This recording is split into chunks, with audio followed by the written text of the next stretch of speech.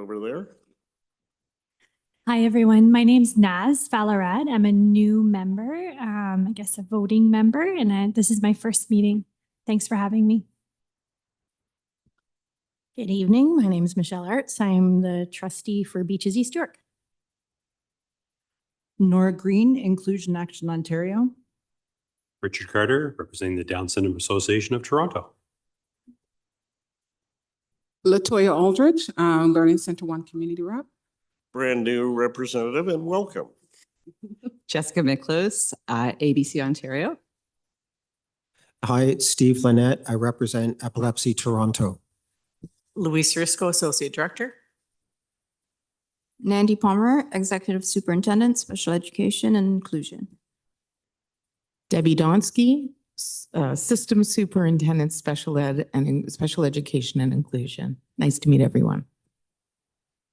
Elizabeth Schaefer, Centrally Assigned Principal, Special Education and Inclusion. Leo, Autism Ontario. Leanne Dixon, Special Education Advisory Committee Liaison. That's everyone in the room? It is. All right, can we just go through and you identify, please, for us who's online now? I'm not on yet. You're not on yet? I'm not. Leanne, can you do that for us? I don't want to call on everybody to unmute Sure. and mute again. I think it's easier if you could just, So maybe I'll just highlight the members that are online. that'd be great. I have Diane Montgomery online, Narissa Hutchinson online, Sarah Cheeber online, Anne Blanchette, Alana Bell, John Paul Nagana, Dana Chapman, Kirsten Doyle, Isabella Priska Oldenhoff, and those are all the members that are online. Great. I And apologize. for those I missed watching at one. home, the members of SEAC are not staff. We are volunteers. And we are here to give our advice to the Toronto District School Board of how they could improve services for students with disabilities and special education needs. First up on our agenda, I'm going to ask if we could do the land acknowledgement. Tracy, Sure. please rise if you are able.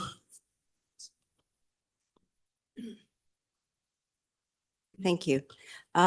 We acknowledge we reside on the lands of the Mississaugas of the Anishinaabe, the Haudenosaunee Confederacy, and the Wendat.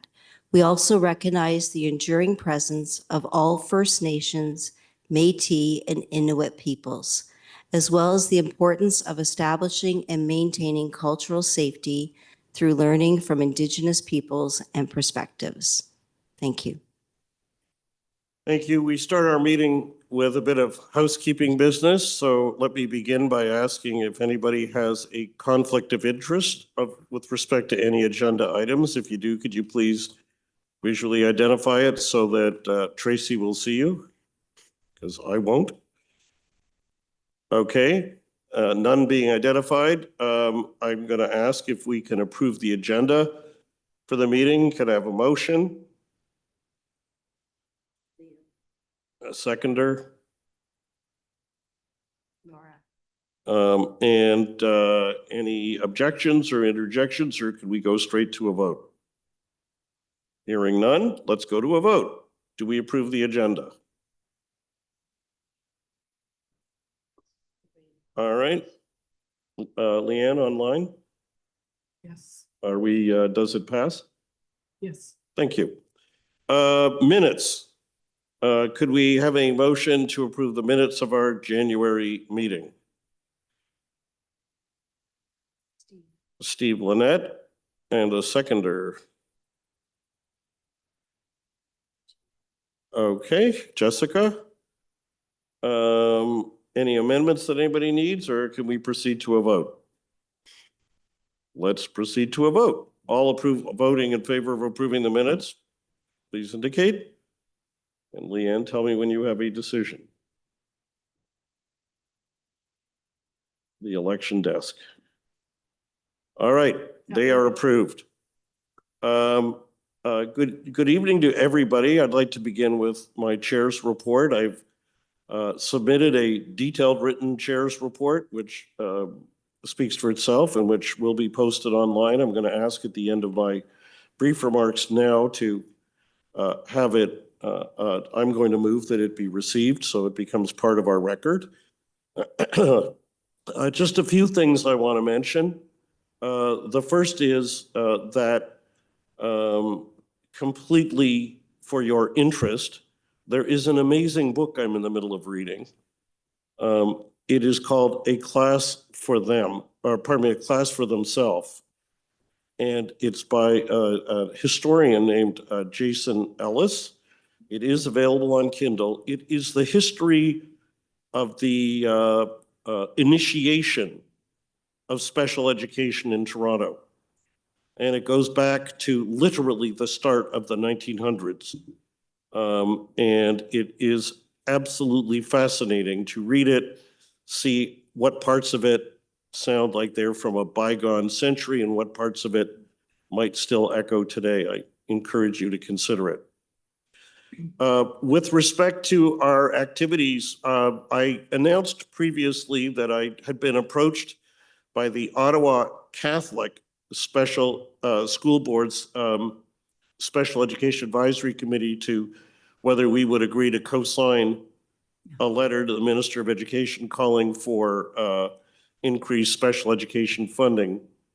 I circulated it to see if there were any support or objections. I got a couple of indications of approval. Nobody objected, but I didn't feel based on that I could just sign it. I'd like to just ask for a vote whether you approve my signing that letter. It has been circulated for everyone to have looked at. And it's not open for me to go and edit it with them. They've already approved it. I think they may have some other school SEACs already approving. So can I just ask for a vote? All those who would be in favor of authorizing me to sign the letter? Leanne? Yeah, we're good. Okay, we're good? Thank you. I also, I update you in the report on the fate of our motion to the trustees regarding our call for the school board to come up with a new or better and more effective avenue for parents of students with disabilities and special education needs to be able to raise concerns if they feel their child's learning needs are not being met on the basis or the concern that what's available now isn't working sufficiently for all families. This was something we identified before our November town hall, but what we heard from families at the November town hall certainly reinforced it. All we have gotten from the board, having presented it since our last meeting, first to the program and school services committee and then to the whole board of trustees, was a reference of the referral the matter back to staff. There was in the media a quote, and I referred to it in my report, of some communications person from the board saying that no new avenue would be created. When we get to the issue of our collaborating on a special education action plan, I'm certainly hoping we can try to address it there. And I think that's everything I've got. So can I just ask for a vote on whether my report could be received? Receiving it does not mean anybody approves anything in it. It just means you got it.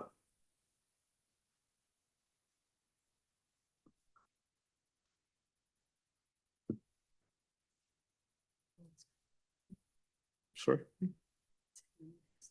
Oh, so could people just indicate if they will vote, if any, all in favor of receiving my report?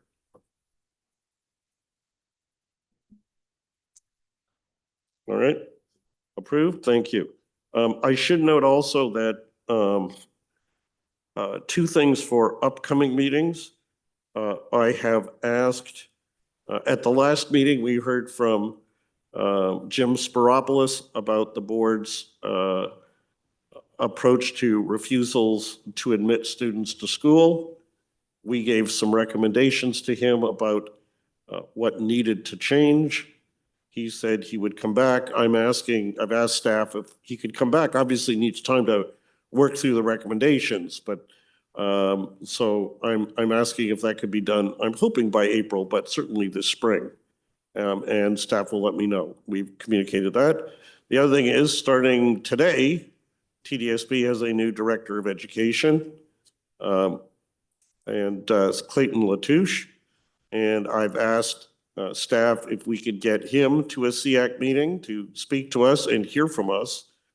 I understand we're working towards April as the date, which gives him enough time to get settled in and yet be early enough in his mandate where we can try to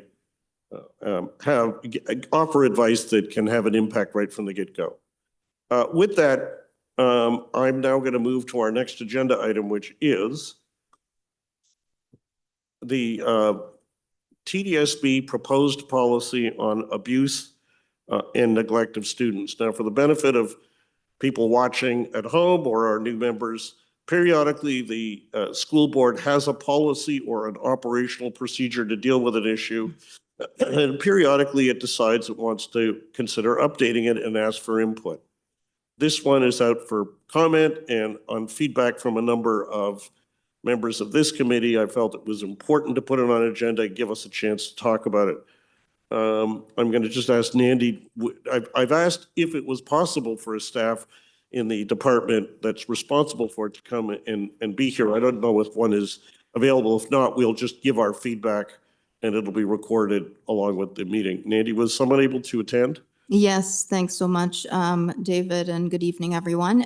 Joining us will be Dr. Shamin Sandhu, system lead, who is responsible for this. So she is joining us virtually. Thanks. Great. Is she online now? Yes, she Yes, I am. Oh, Good fantastic. evening. Yes, Well, good evening. Fantastic. Well, welcome aboard. We have circulated the report to all members, or the proposed policy to all members of the committee, and they've had ample chance to read it, and from feedback from several, I know they have, as have I, and we want to use our time giving you feedback. But before we, and this is not for the purpose of you feeling that you need to answer each point people make. Of course, if you'd like anything clarified, let us know, but I would like to maximize the opportunity for SEAC members going around the table, virtual and physical, to give you their input. So are there any kind of introductory words you want to give us before we dive into giving you our feedback? You can assume you don't need to explain the policy or why it's there or why it's important. We're already up to speed on that. Okay, thank you very much. Just really quickly, I just want to point out that it's not PR 560, it's actually PO 45, and on the agenda it's just incorrectly stated there. So what is out for consultation is our duty to report about abuse and neglect of students, the policy, not the procedure. PR 560 is a procedure, and that will come subsequently after the board accepts the revisions and so forth that we're going to be doing through our consultations over the next little while. So good evening, everyone. I'm very excited to hear about any points that everybody has. Today, we just did 2 focus groups with community members who had some great points. And I've also want to thank Trustee Art and Leo, who have sent in stuff to us about some recommendations and ideas and thoughts about the policy and what can really sort of center students with disabilities and developmental disabilities on how we support abuse and neglect training within our system and also recognize signs. So I'm going to be taking some notes, so you might see my head down as people are speaking, but I'm here to listen and learn. Fantastic. And the meeting is live streamed and is being recorded, so you're going to have ample opportunity to check that too. I've asked, Leo has raised significant concerns in this area, and so I've asked if he could lead off our discussion, and that might get the creative juices going. And I'm going to try my best to give everybody a chance who wants to chime in. And I've got a few thoughts of my own. Take it away, Leo. Thanks, David. On policy P045, that's the first one, right, that we were talking Yes. about? Yeah. So on P045, I did send some feedback in, but I would like to take this opportunity just to bring it home a little bit better for everyone else that's here too. I think some statistics are important. Children with disabilities, they are 3 to 4 times more likely to experience abuse. And this is not just theoretical. It had tragic consequences in Ontario. I think we all know what happened in May 2024 when Landon Ferris, a 16-year-old student with Dravet syndrome, died after being left alone in a sensory room in its school in Trenton, right? His mother had warned the school that he required constant supervision due to seizure risks, and this negligence cost him his life. So on that, I say the policy must explicitly acknowledge the heightened vulnerability of students with disabilities and ensure that staff are trained to implement proper safeguards. The policy, it also heavily focuses on abuse by parents, but it overlooks the risk of abuse or neglect within schools. And again, Landon's case shows how institutional failures can be fatal. So it is a shortcoming that the policy seems to say that only parents are at risk of neglecting. Current training provisions also fail to address the needs of non-speaking or minimally speaking students who are at greater risk of abuse. We speak to many, many parents at Autism Ontario, and it is very, very stressful for those parents when they send out their kids and their kids are unable to report what is happening in school, right? So, the staff must be trained on recognizing abuse in those students. They must be trained on communicating with nonverbal students using augmentative and alternative communication. And they must be trained on trauma-informed approaches, right? That could save other lives like Landon's. He died in a sensory room, a space meant to support students, not isolate them. And without clear oversight, these rooms become dangerous. So I think the strongest thing that I want to bring today is that the TDSB has to be very clear in banning isolation rooms for behavior management rooms and distinguishing them from sensory rooms, right?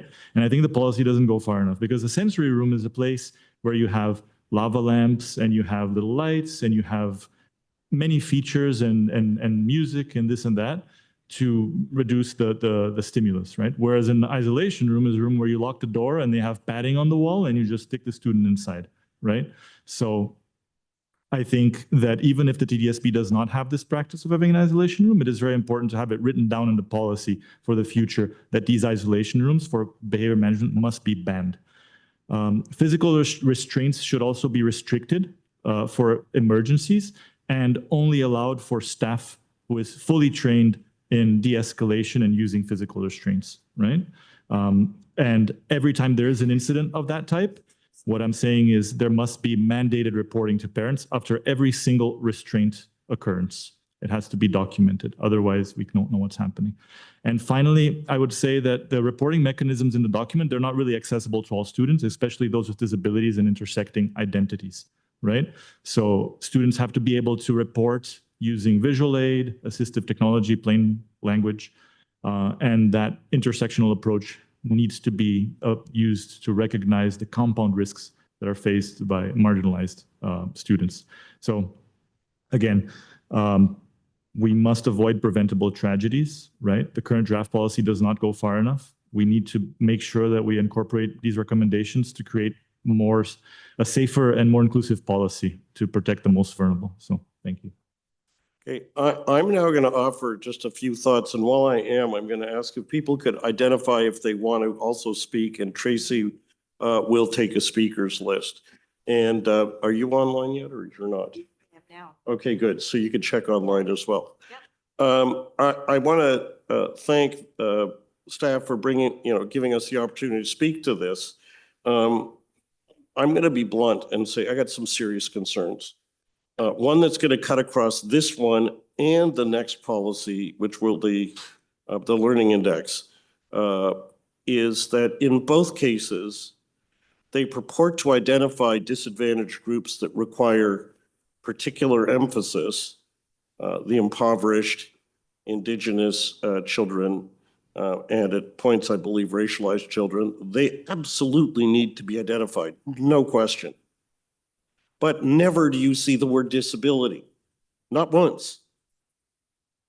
And the fact of the matter is that, and drawing on my experience, I didn't work in the child protection system, but I was at Crown for several years doing criminal appeals.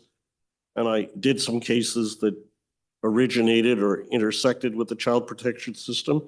The fact of the matter is, most kids in the child protection system are children with disabilities. If they weren't before they were abused, they were after they were abused. And to take a focus on protecting the vulnerable while systematically failing to even mention the word disability is not a minor problem. It's an extremely serious one. And it's something I've seen in recurring in TDSB products and policies that come out of departments other than the special education department.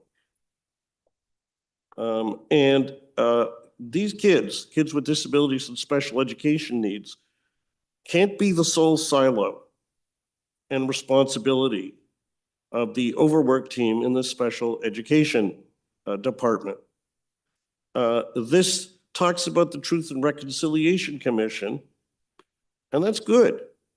It doesn't say a word about the Accessibility for Ontarians with Disabilities Act, the Charter of Rights, and if we're going to look at reports like TRC, and we should, but we should also be at least aware of the most comprehensive review of the school system from the vantage point of kids with disabilities in our lifetimes, the government-appointed Kindergarten to Grade 12 Standards Development Committee report that identified systemic barriers across the system. It doesn't mention any of this. And if it doesn't mention them, obviously they're not part of it's hard to believe that disability is singularly left out, but nevertheless getting the attention it deserves. There are practical suggestions that matter. We need to include particular awareness of bullying and disability taunts, which can be extremely wounding, and be aware that that can be part of abuse and neglect. We need to recognize that there is nothing built in here to be hypervigilant to protect kids from abuse and neglect, who the Toronto District School Board has excluded from school because a risk of abuse or neglect can be generated by the fact that the parents have been told that while all the other kids are in school, we're not letting your child in. And especially if that's not just for a day, but it could be for a longer period, for an indeterminate period, for a period where the parents can't work, or one of them. One can imagine that as just kindling that could lead to abuse or neglect.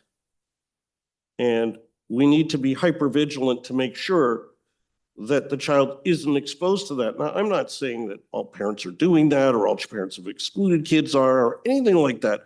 I'm saying we need to be, the essence of this policy is to be especially vigilant when we're dealing with the especially vulnerable. And this is an illustration of special vulnerability, which is traceable to action by the board not allowing the child into school or not allowing in full time. The only other major thing, and then I want to get everyone else involved, is the interaction that the child and the family have with the child protection system that can be initiated by the school. And as the policy correctly says, the school board staff have a legal duty to initiate if they become aware of a concern. Has to also include proactive measures to make sure that people working in the child protection system know about the disability accommodation needs of the child, if they have them, and the parents, if they have them.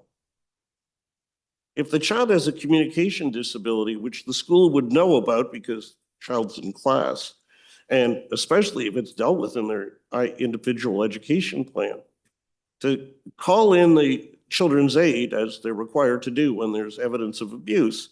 It's really important, especially at this fragile moment, that the Children's Aid Society be alerted to whatever communication supports the child needs. And that's not in this report. And so my recommendation is it needs a significant rewrite, not to change what's in it, but to include what's glaringly not in it. Now with that, let me pass it over to Tracy to get other people to weigh in. Nora? Thanks. I think just to highlight, my biggest concern is sort of the persistent theme of how disability is omitted when we're referring to equity work. That is a theme I think monthly I bring up. And what I get very worried about is I'm concerned that the people sitting here in this room at the table are the only people that understand disability or anything about disabled people or their needs. And that burden on the group of people in this room is so monumental if they have to review every policy to ensure they are included. So the concern I have is partially about the fatigue of the staff staying on top of the lack of understanding of everybody else in the board, apparently. Because it is a theme. The omission is constant, consistent, and persistent. So, you know, the Lancet, which is a journal that's for children and adolescent health, literally published that 1 in every 3 children with a disability will experience abuse. That's a pretty high rate. So to not have them listed is really hurtful, I think, for families who are dealing with trying to protect their kids when they're coming to school.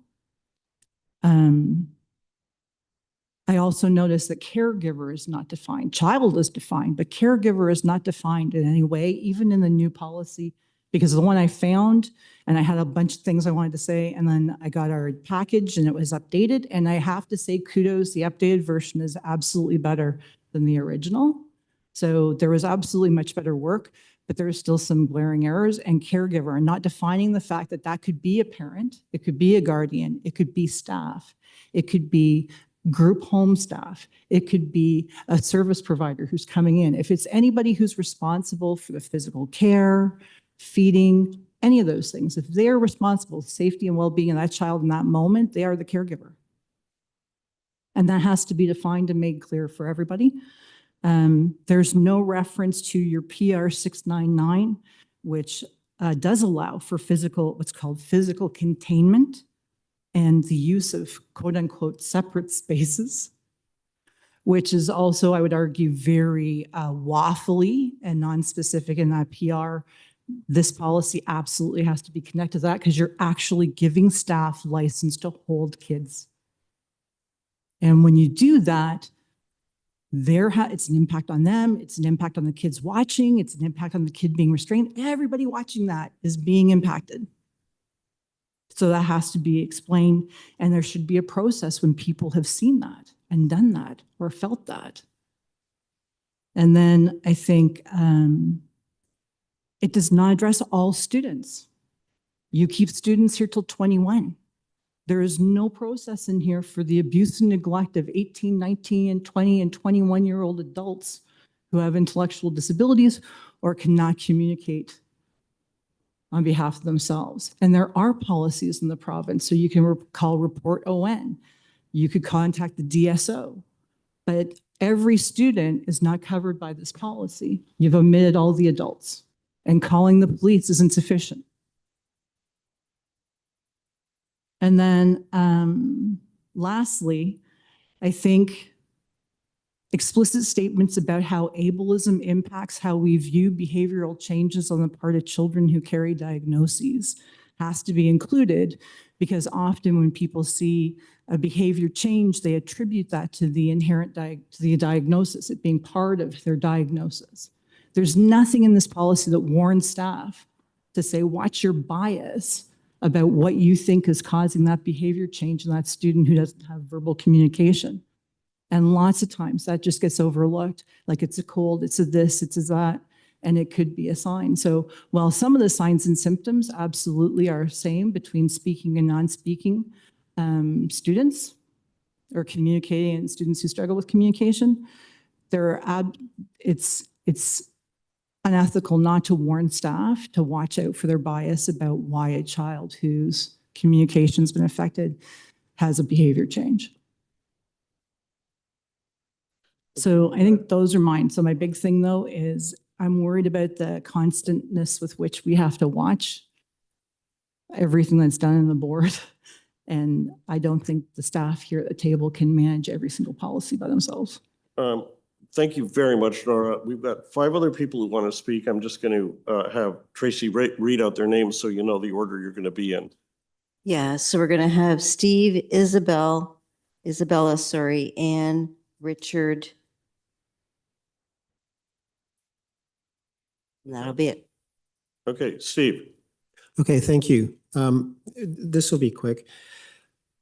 Leo has brought up the point of the difference between a stimulus room and a timeout room.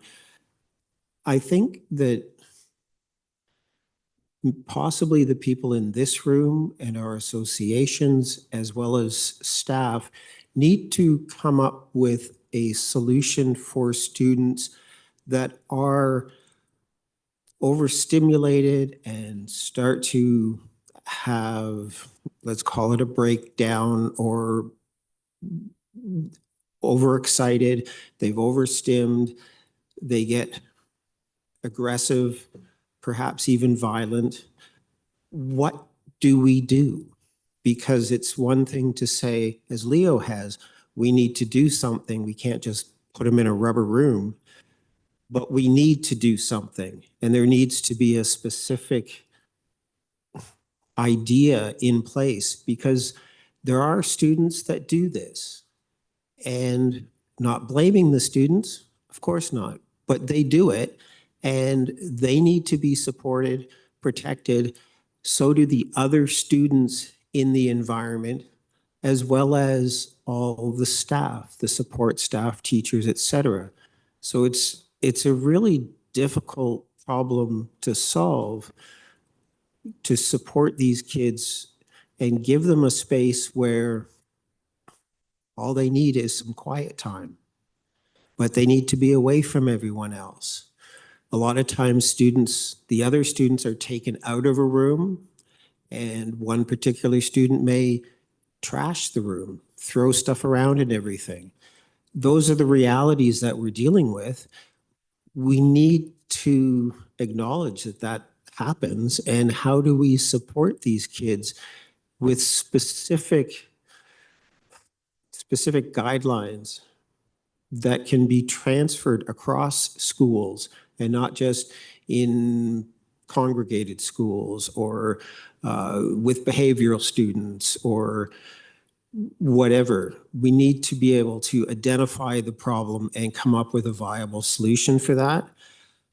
I also just want to make the point that a lot of students that are nonverbal, that lash out, are often doing so because they're trying to make a point. They're trying to communicate something.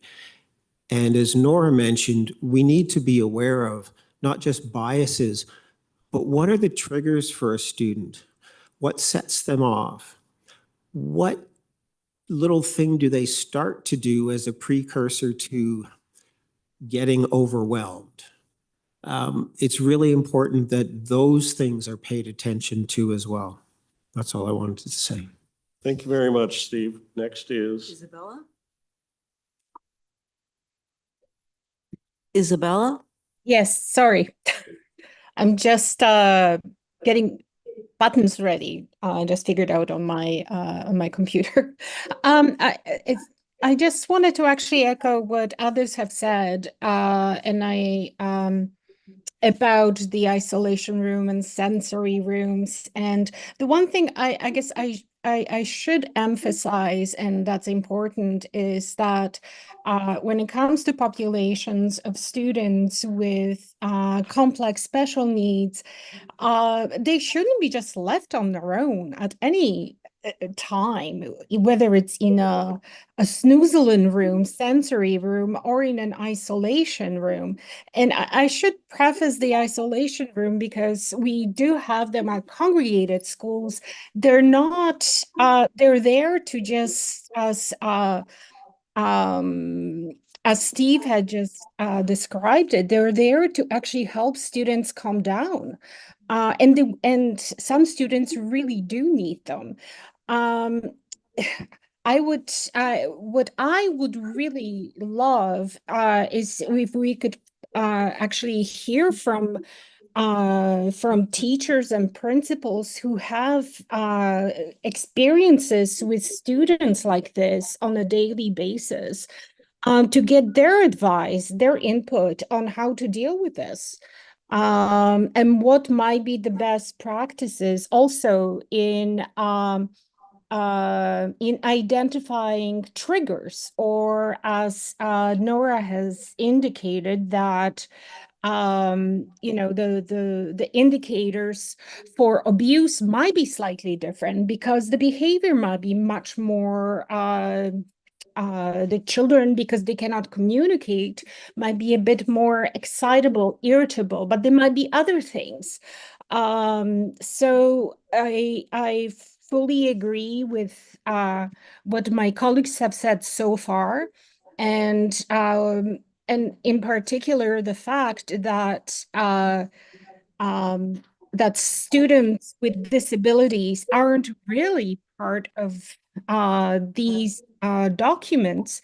And to me, I mean, when we're looking at equity, not to include intersectional perspectives, just to me seems a little bit as an oversight. We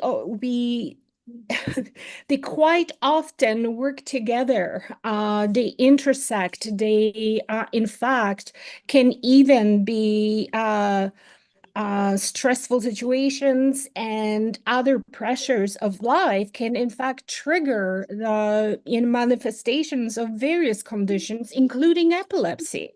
So that's why I think that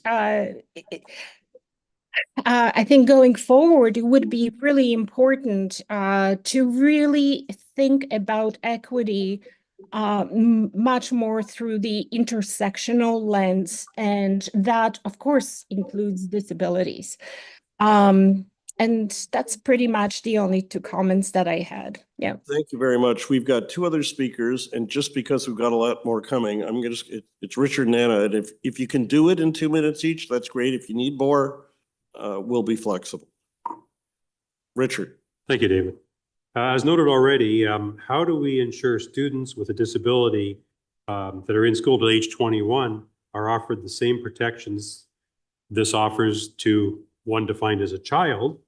And the other one is understanding the application and scope and not necessarily be all encompassing, but it doesn't appear to address the volunteers, contractors, or anybody else that may be in the school during the student's day. And I'm wondering how this can also be addressed in there, because I got to think there is exposures to others that may hear or recognize something, and how would that reporting mechanism look if it's not already covered by something individually that they have through their contracts with the school, et cetera. Thank you. Okay, and finally, Anna. Hi, everybody. Thank you for talking about this important topic. So I have a few things just to add. First is, if you could obviously expand abuse to include bullying, that would be great. Student on student bullying is not in there. Also, like other individuals have been saying, how do you distinguish the difference between behavior or normal presentation of people without labeling them as being abused? For example, my son, who has epilepsy and autism, he has very flat affect. does not engage a lot socially in class, can withdraw, can be all signs of abuse. And, what's the process in terms of, targeting him and saying he may be a victim of abuse, that sort of thing. Also with other students that have epilepsy who may have injuries from their seizures. Another point is perhaps we should also be mindful of self-harm. There's nothing there about student self-harm, and that is a growing problem among the students nowadays and young people. And I didn't see a process on how you actually discuss the what happens with the students themselves. So it talks about, contacting Children's Aid, but there's nothing that's central to talking to the students involved or the children involved and what that process looks like and how that's done. That's all. Thank you. Thank you. I'm going to wrap up with just 4 quick points. And if anybody thinks of anything after, just email it to Leanne and she will pass it on, because this is serious, heavy stuff. Number one, part of the policy talks about supportive counseling. There needs to be a recognition and a plan to ensure that that includes measures to accommodate disabilities. So what I do here is I wash, just like I damp it with the soap. I think somebody's unmuted who needs to mute if you could. The second thing is for the benefit of all staff, not just our guest who's here with this policy, some of the comments that you're hearing, all of the comments are absolutely important. Some of them you might think administratively don't fall in the 4 corners of this policy because it's called abuse and neglect. And everybody's talking about different forms of abuse and neglect, but it's actually addressing abuse and neglect within the meaning of the Child and Family Services Act, in which the Children's Aid can get engaged.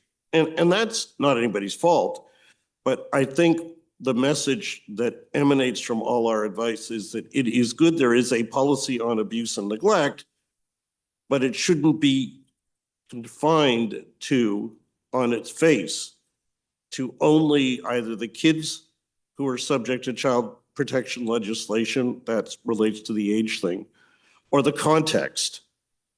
It should be a kind of a harmonious policy, part of which may be dealt with through the child protection system and some elsewhere. The third thing I want to just mention quickly, an idea that I think we could garner from this report or this policy that I invite the special education staff to refer over to our friends dealing with exclusions. One of the really good things in this report or in this policy is they make it clear to people anywhere in the hierarchy that if you see evidence of abuse or neglect, you have to report it. It's not a matter of going to your supervisor, your principal, your superintendent, and for them to do, it's your job. And that's right. That's their obligation, not just under legislation, but just as a matter of good policy. And it's good that it's in there. I invite the school board is struggling to figure out how to find out which kids are being excluded from school if the principal doesn't formally report it to the center. And that's a real problem. We've offered some ideas, but another idea would be to parallel this policy and say that everyone up and down the hierarchy has a duty to report if they hear that a child is excluded and if they have any doubt whether it has been reported to the center. Because if the center hears about it from different sources, and they should never fear that there'll be some adverse consequence because they reported it, it should be a duty. Final thing, this is not a disability thing, and so I'm going to say it really fast because it relates to all these kids, and all these kids have disabilities. How teachers or school staff respond to the child when they become aware of a possible abuse or neglect situation, such as a disclosure by the child, either to the teacher or to a friend in school, which makes its way to the teacher, can become an issue in court proceedings. Oh, were you planting ideas in their head and stuff like that? And so if it hasn't happened, I encourage the folks working on this policy to consider including some kind of tips. Not just so you effectively serve the child in the immediate, but so that your conduct, well-intentioned, doesn't actually undermine legal accountability for an abuser later. And there are people who could give you training and advice on that. I just thought it was worth doing. Anyway, to our guest, would you like to say anything in conclusion? I hope you found this helpful. It was extremely helpful. I have a lot of gratitude. We all do, to all of you and to the folks that have already sent in some great recommendations and ideas around everything you've spoken about making the policy way more inclusive and not ableist as it is and how it stands at this moment. So thank you very much. Greatly appreciated. I took notes, and thank you for reminding me this is recorded in case I miss anything. But I will come back with our policy folks, and we are going to deeply consider these suggestions. And some of the suggestions may be the meatier pieces of what we would put in the procedure as to how we're going to be doing these things. So just know that both PR 560 and this current policy that's under review and revision will coincide with each other to take in all the great comments that everybody has provided. So thank you very much for having me here this evening. Thanks so much. And to anybody watching, this is really, I believe, SEAC at our best.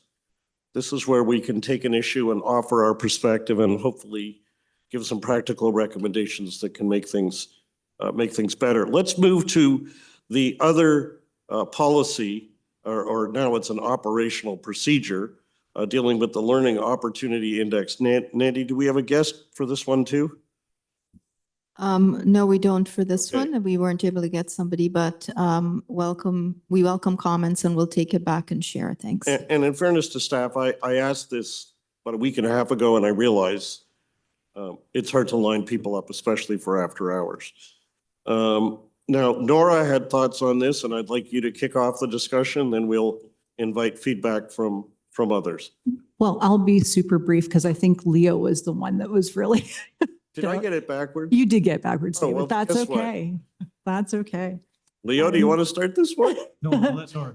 I'll go next. No, well, I guess mine's still the high level approach. So I have concerns about the Learning Opportunity Index because I haven't seen evidence so far of an intersectional approach when talking about equity. So once again, it talks about looking at Appendix A, and there is no Appendix A. So in the version I got that tells me what the variables were that are used to calculate that. But I'd be curious to know if somehow the board has figured out how to consider the cost of disability to families when they're determining who's living in what sort of living conditions.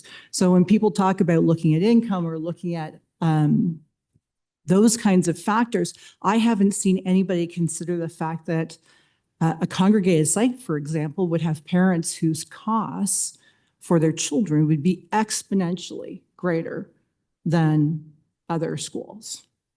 So how has that been factored in?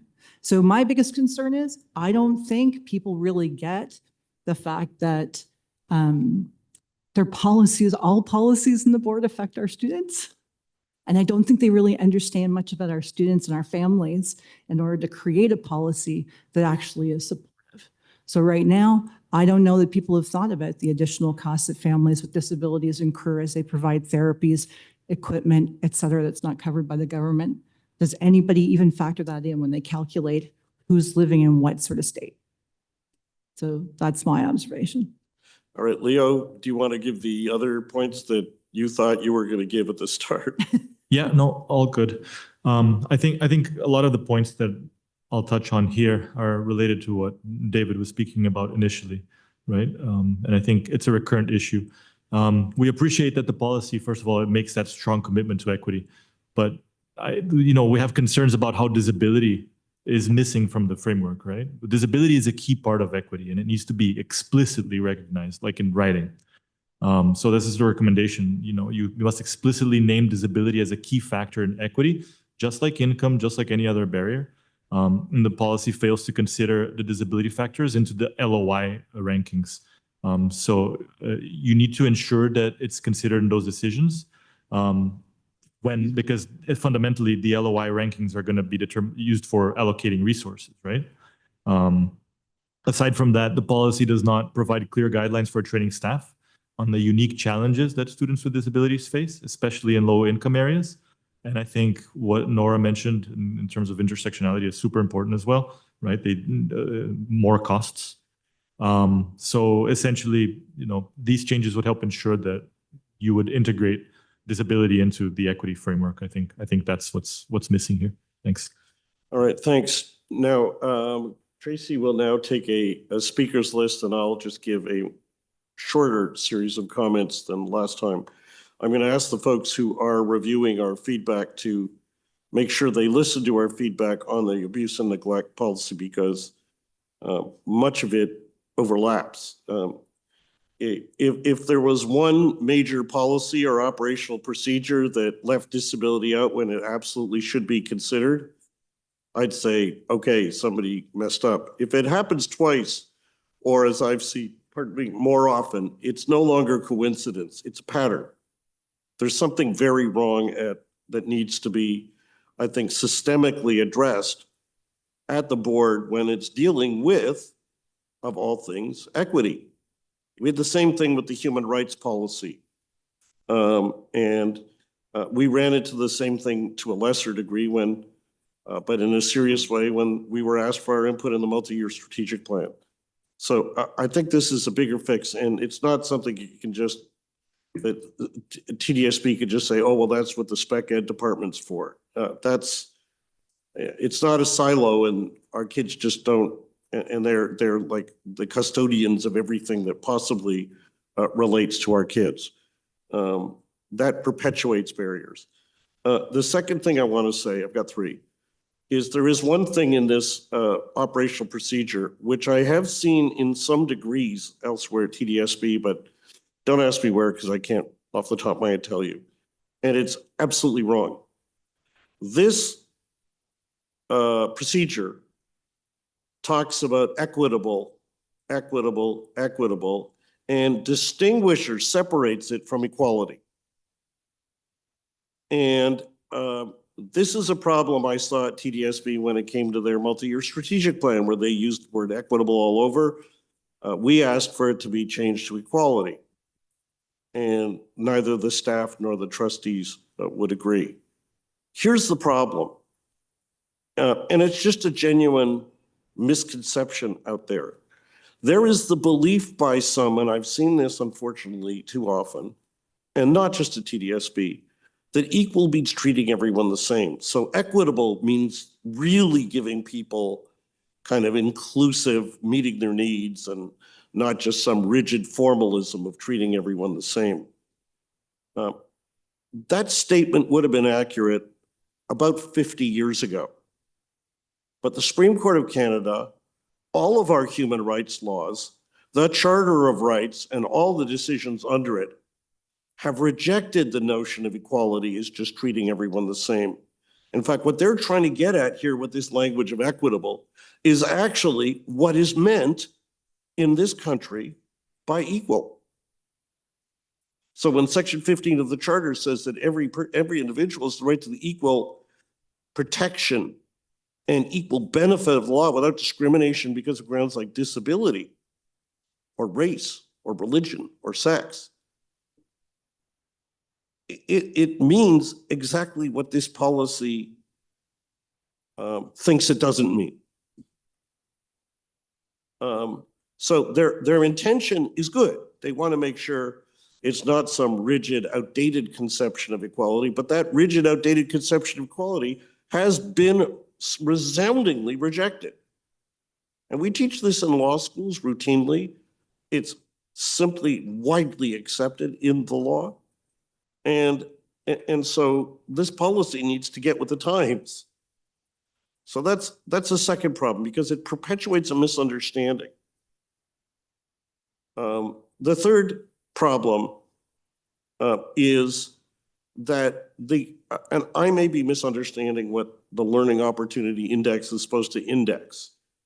But if we're measuring anything in these schools for purposes of making a determination of what resources we will allocate to them, disability factors need to be taken into account.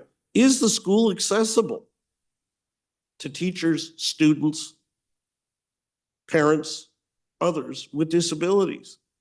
That's a relevant factor, because otherwise we're allocating staff to kind of a disability-free zone for certain disabilities. Does the school have other preventable recurring disability barriers, not just physical ones? Are students with disabilities thriving there or encountering difficulties learning there?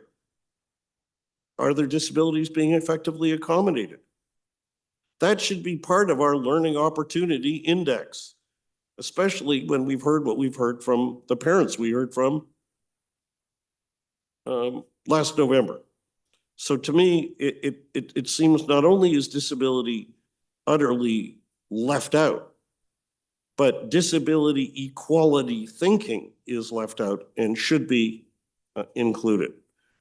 That's my rant. Over to Tracy for calmer heads. Sure, we have LaToya.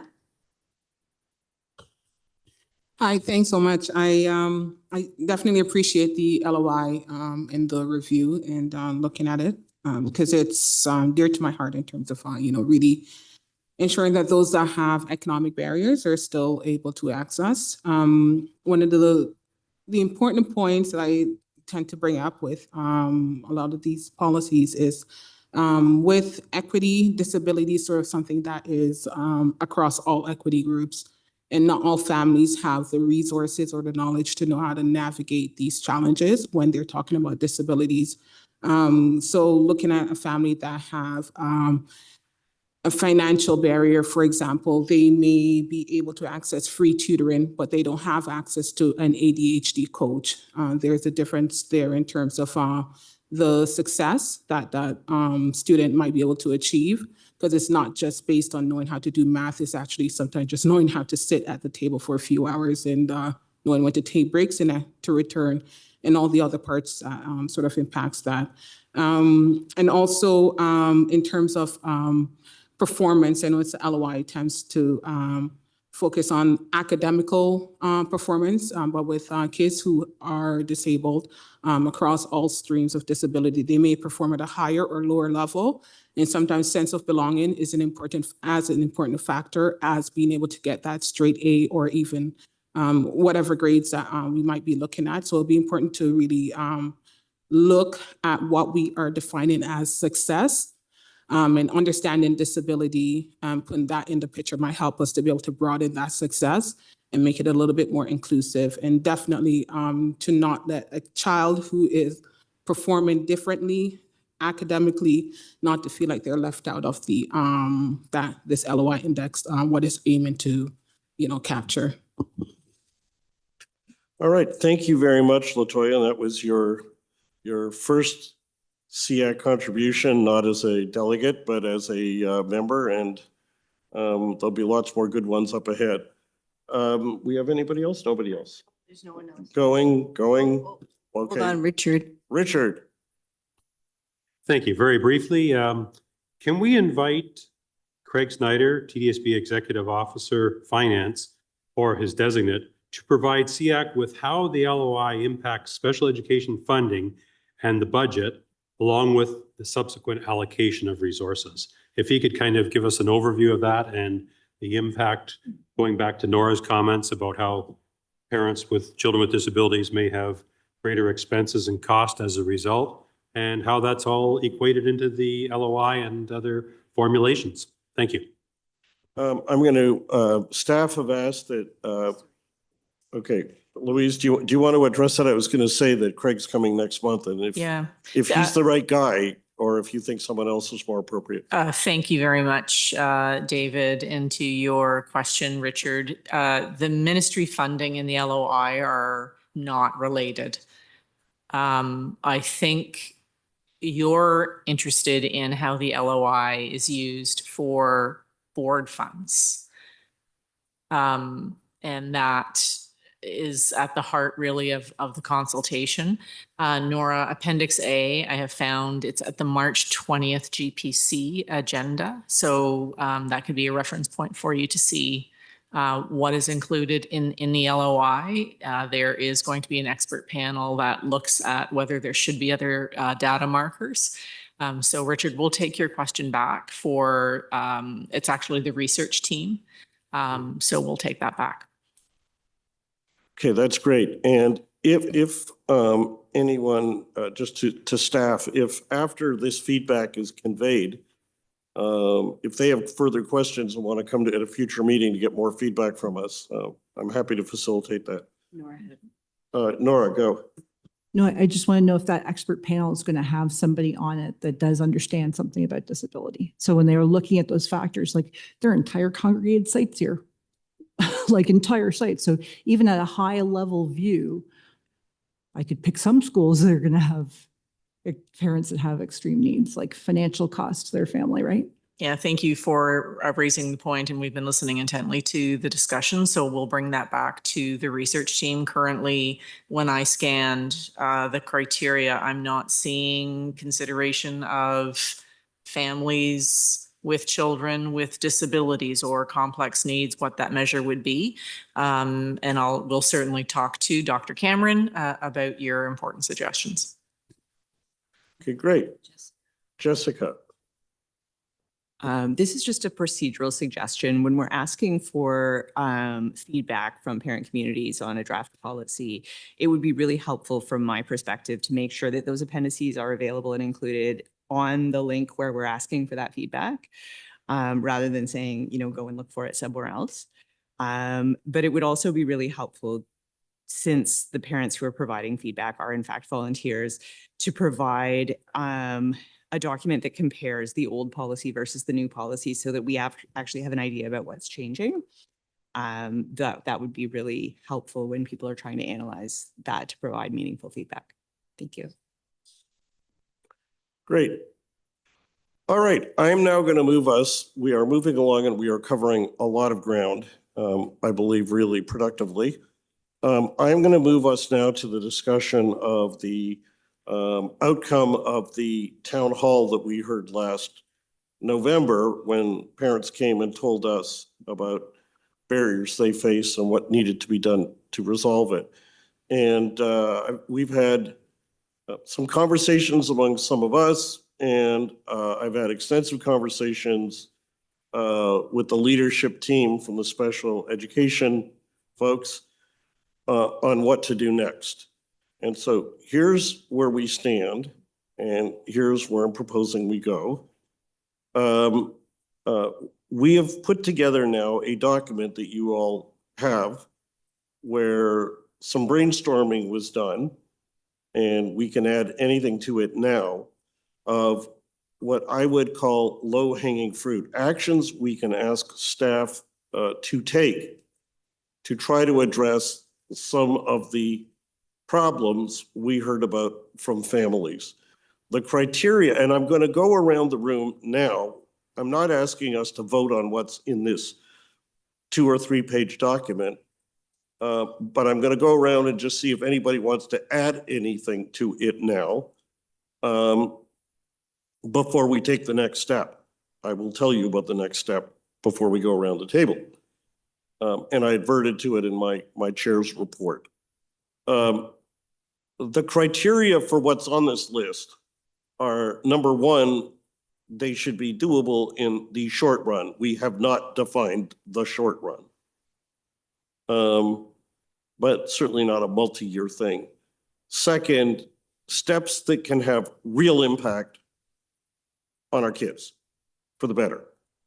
Number three, measures that are clear. So it isn't, we should improve IEPs or something. I mean, we would all agree that it would be great to improve IEPs, but that's not really telling the staff anything they don't already know and don't already want to do. And setting that, it's not measurable and it doesn't really get us anywhere.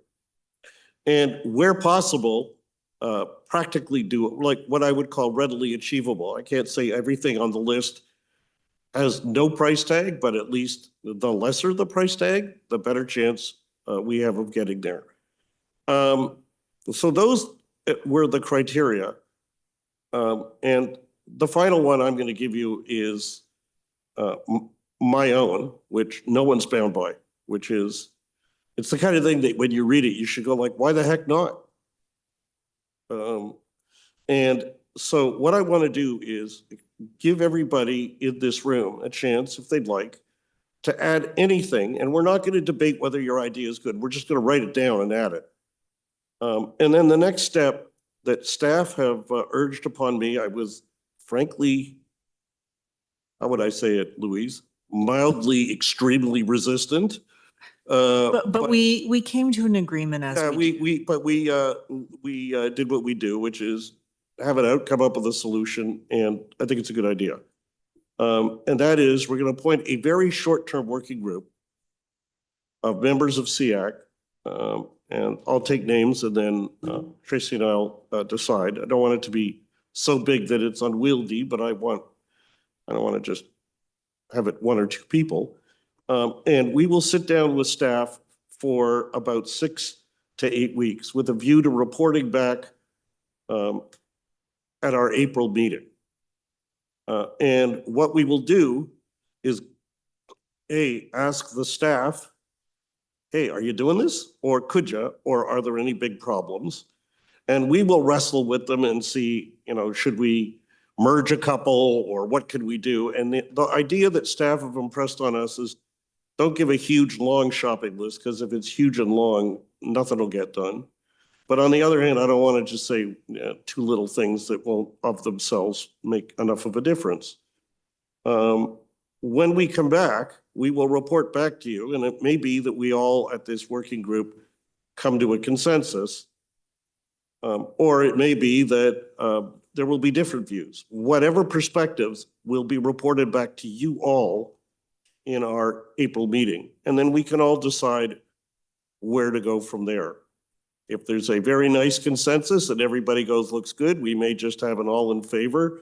We recommend it back to staff, staff go away, they'll keep us posted. If there are a few areas of difficulty, but there's a bunch we can agree on, and that's in my approach to trying to resolve things, what I tend to look for, like, can we find the things we all agree on? Or if there are things that looked good, but staff say, we absolutely can't do that, and here's why. And if we're convinced that actually makes a whole lot of sense, or it's just not worth fighting over, then we narrow it down to a couple of things that are unresolved. And we bring that back to you. What I don't want to do is ask SEAC to delegate to a smaller group SEAC's job. And I don't want to preclude everyone from having input into this. And so right now, if we proceed the way I'm proposing, we'll go around. If there's something you'd like to add to the list, let's add it. And then we will establish this group with a view to them coming back in our April meeting. And believe me, we're not losing anything because we'll have lots to do in March. So with that, can I invite anyone who wants to add anything to add something? I'm actually going to add something just to get you started, which is the thing I just thought of a couple of minutes ago, which is direct advising staff that any staff can report to a central number when there's been a refusal to admit, so that central staff can know about it, even if it hasn't been formally reported.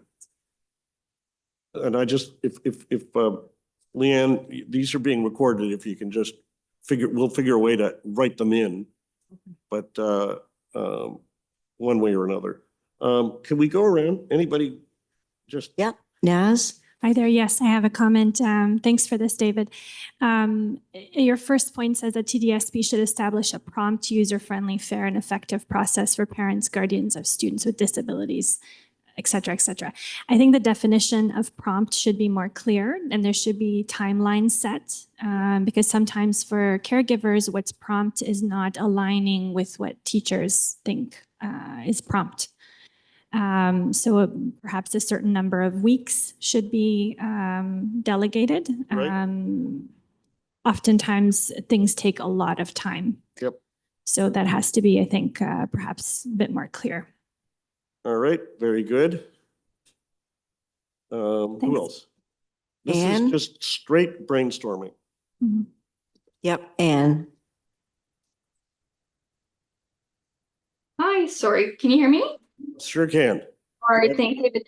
So the only thing I want to add is a perhaps a 30-day time limit for creating and implementing safety plans related to students who have disabilities, as well as staff-wide education and communication about those safety plans. That sounds like a good one. All right, who else have we got?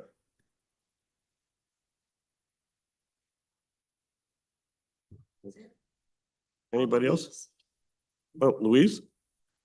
Thanks, David. When you're concluding the brainstorming, if I could share my perspective of the working groups, that would be great. Sure, absolutely.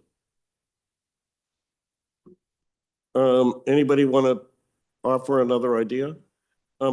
I think an idea that I might also add,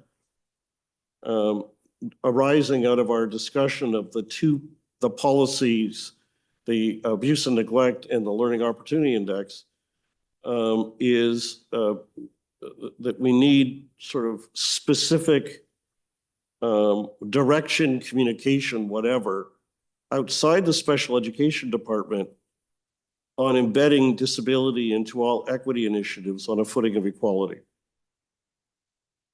Because we've seen it enough times when it wasn't, that having I'm using command words, but we can think of a nicer way to put it if we choose. LaToya.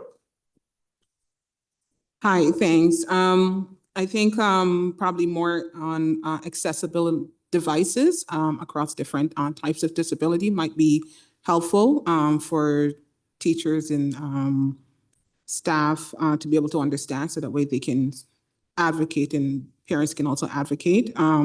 Also, really breaking some of the training and professional development to be around understanding what challenges could fall under academic challenge, where it is clearly that a child does not understand how to compute some mathematical thing, or if it is a disability related, because sometimes those two look like they are one and the same, whereas sometimes an autistic student's just not speaking up, and that is not because they do not understand or know what they're being asked to provide. They might just have a language disorder and just need a time to process.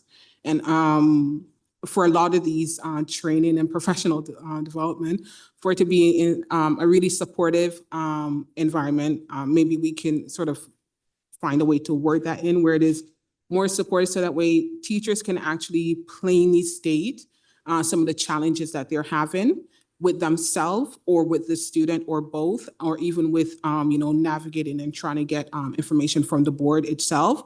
If they have that opportunity, then they can, we can more clearer, I think, address some of the concerns, and a lot more de-escalations can occur. Okay, who's? Diane. Diane. Oh, pardon me. I think there was somebody before me. I think Naz in it. Are you there? Or yeah. Do you want to go first? I think your hands up was before mine. All right, Naz, this is your debut. Thanks. Yeah, I have a question. So, or comment. Could the TDSB have a clear list of staff that would help with conflict resolution? Because there may be conflict of interest. How is the staff chosen in the event of a complaint? It would be nice to actually have a list to go to, and rather than an appointed person. And then my second comment is... Sorry, I'm just going to ask you to clarify. You mean conflict resolution? Yeah, so in the second point where it says staff at TDSB who receive and address a complaint from a parent, caregiver, of a student with disabilities, needs or should, and then point B is be independent of those TDSB staff who have dealt with the student's needs and issue, just to make sure there's no conflict of interest. How is that independent party chosen to help with conflict resolution? That's a fair question. And that would be something that we'd have to put on the table. That's good. Yeah. Thank you. Because that can often influence the outcome, who's actually helping.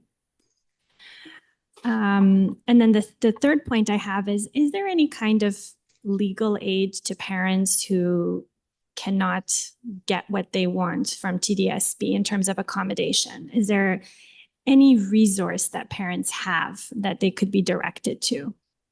The answer is the Arch Disability Law Center. And the longer answer is you're talking about a dream I've had for years and never got kickstarted.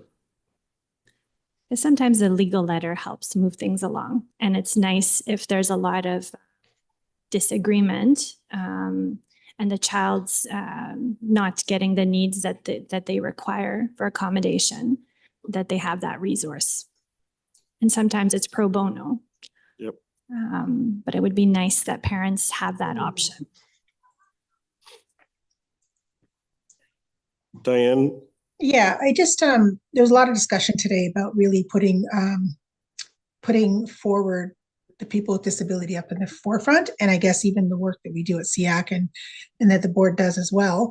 Just mine was more of a marketing comment, and just thinking about how we can get, I know in the list, there was a brochure that was going to go out to all parents. And I know we want to start it with feedback, but when we get to it, how are we going to get it out and how are we going to market it? My thought was even the very first day of school, they always have packages and things like that. So should we be one of those packages in the forefront? Or when they have communications online, those TDSB, all those important little things that come through every once in a while, maybe, try to get in there. So I guess it's more just around not just a website that people are going to on a reactive way that people have to find, but more of a proactive ways of how we could just market. Even the parent support groups that or consultation groups that I know the TDSB puts on, just making it more aware that all these things are happening. That's kind of my comment.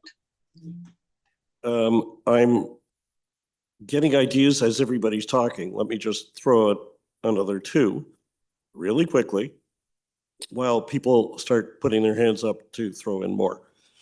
Number one, in the area I know well, blind, low vision, our teachers of visually impaired are not required in this province to be trained on how to use Apple devices like an iPad.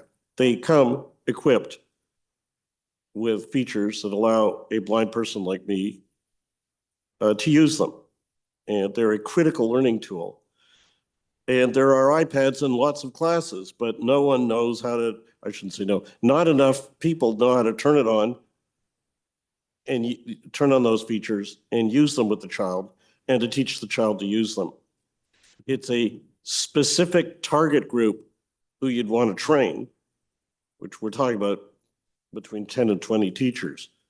There are resources out there. But that would be a huge deal, and that would reinforce what Nandy has coming up in her leadership report. The other thing is, I have been a vocal proponent at this table for offering parents a meeting with the school staff to collaborate on the individual education plan. And credit to staff, the letters have gone out, I gather. I hope, I trust they have, using a change in wording that we advocated for, and we're very appreciative of that. I'm going to gamble a lot of parents wouldn't know what to do at such a meeting, and I don't fault them for that. It would be really cool if we could shoot a video, and it shouldn't cost any money. Get some film production student from one of the universities as a project, and get a couple of us and a couple of teachers together and come up with a fictional child situation and film us sitting and talking about it, and come up with a video that's a positive, constructive discussion that parents could watch and get ideas of, and it may take some of the stress out of it on the part of everybody. And I'm sure we'd have volunteers at this table. So it's it'll be a bit of staff time, but it's not a big budget item. And once it's produced, it could be really helpful. Who else have we got? Yeah, we have Richard and then Bronwyn. Thank you. Diane reminded me of something when she talked about those parent packages being sent out and the communication to parents. I think one request we've had in the past is that SEAC be provided with all communication that's being sent out to parents. And I honestly can't think of when I last received something of a parent communication to the community. And I got to believe that there's been some in this first part of this year and in the past year. So if we could certainly receive all communications that are being sent out by the e-blast to parents. And David made a good point talking about the video, low budget, et cetera, to teach technology, because it was a theme that I wanted to talk about, knowing that the board is limited in terms of the professional development days, if not budget, et cetera. And, you know, they pick PD days. I'm not sure how specifically the topics are selected, but beyond the board, I would believe that there's an opportunity for our associations around the table.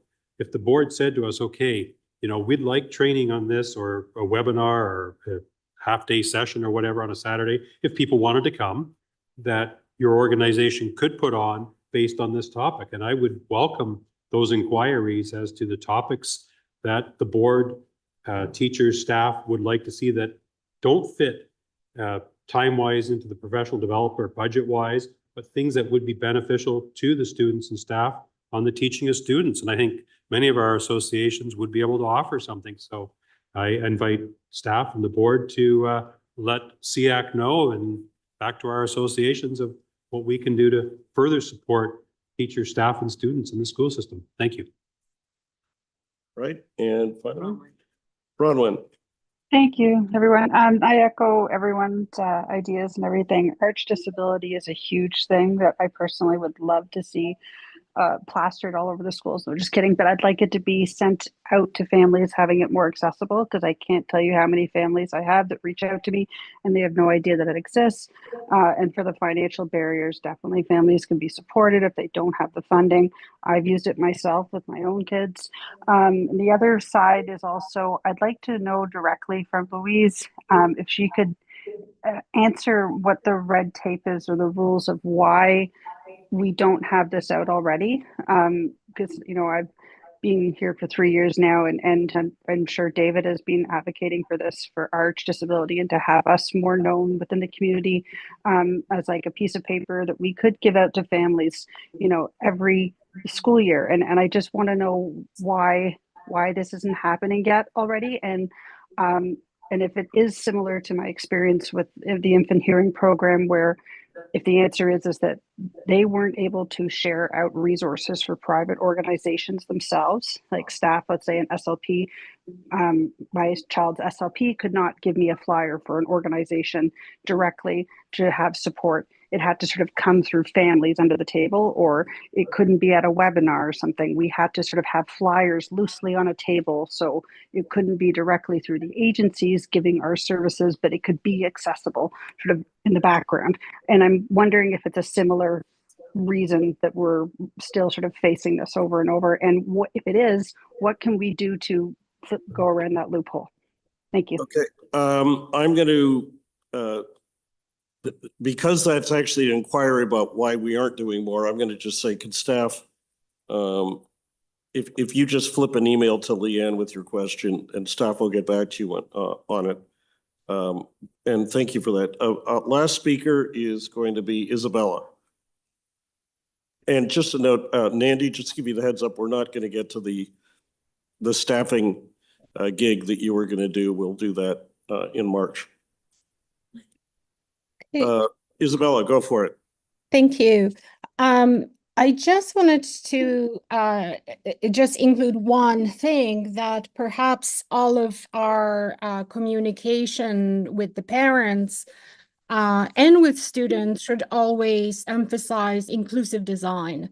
And one of the biggest challenges I've encountered that on even the TDSB website, that some of the documents are not accessible to parents. So for example, if you are a parent who is blind, you won't be able to see the list of schools, sorry, not the list of schools, the schools that are actually presented as a map.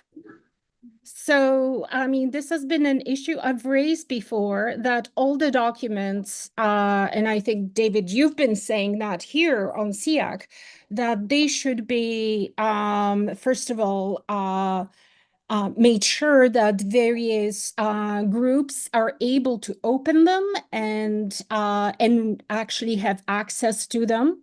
But I also think from also another aspect of inclusive design is also having actual input of the stakeholders who would be the students and parents in what they would like to see included, for example, in pamphlets or in additional information. I think that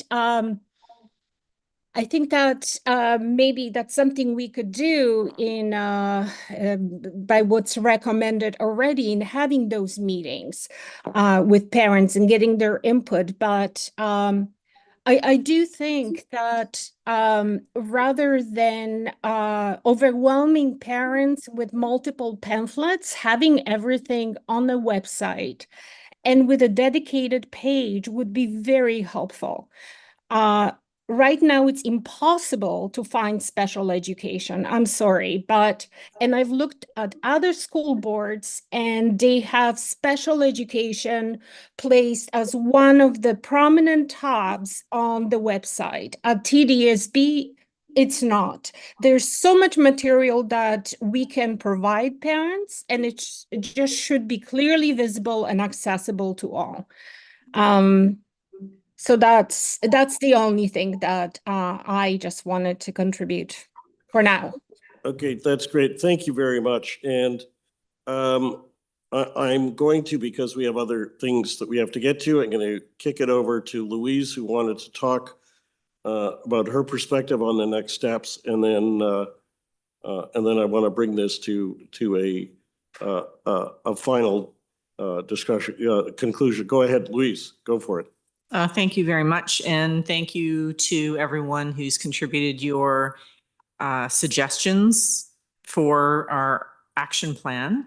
We're really excited to be meeting alongside you and welcome the volunteers through giving your name to David so that we can get started.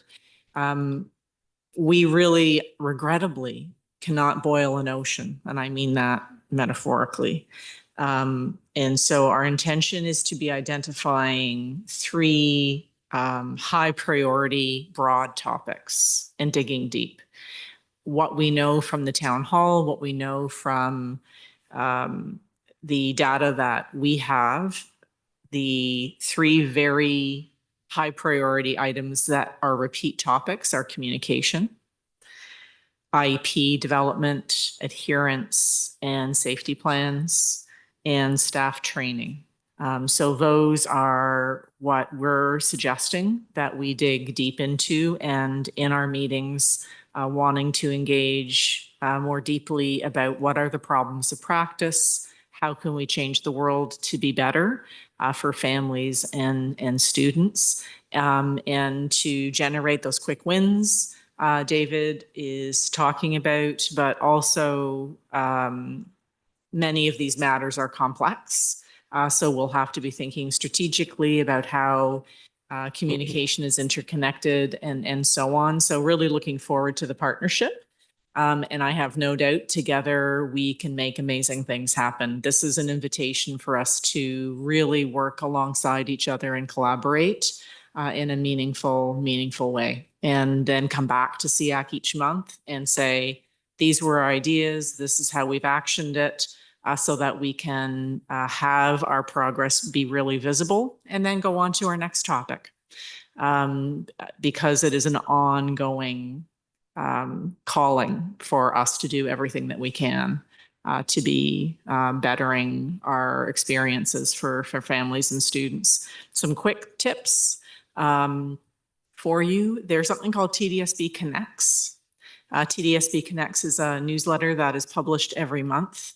And a regular feature in that is the leadership report and a special education newsletter.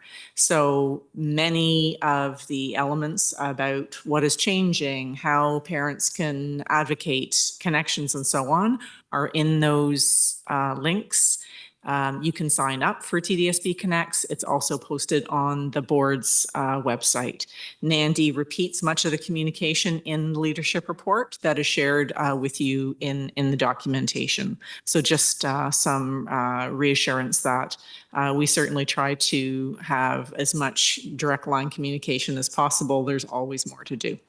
So look forward to our first meeting as a working group on our action plan coming soon to inbox near you. Okay, so let's bring this to a conclusion. Two things. One, if you are interested in being on the working group, please email like tomorrow to Leanne. I can't guarantee everybody will be because we just don't want to have it too big, but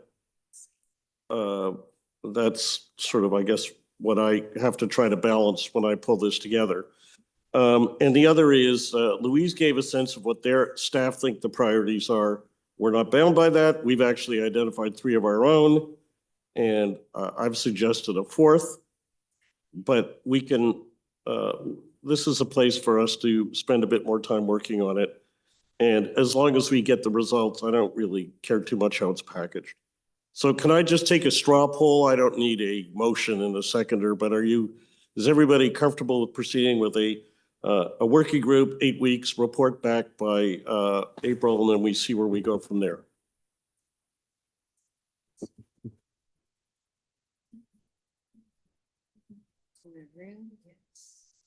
Online?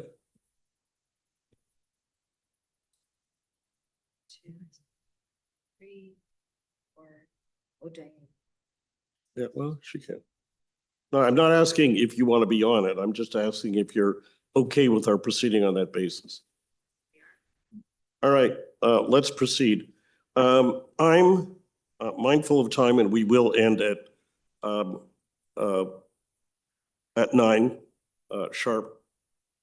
I want to talk about our representation on the special education review. For people who are new or don't know, staff told us last fall that they would be embarking on a major review of TDSB's special education program, which I think is a great idea. We were also told, because we asked, that SEAC would have an important role to play to give input throughout the process. After all, if you think about it, we are here, Special Education Advisory are 3 of the 4 words in our title, in our committee's name.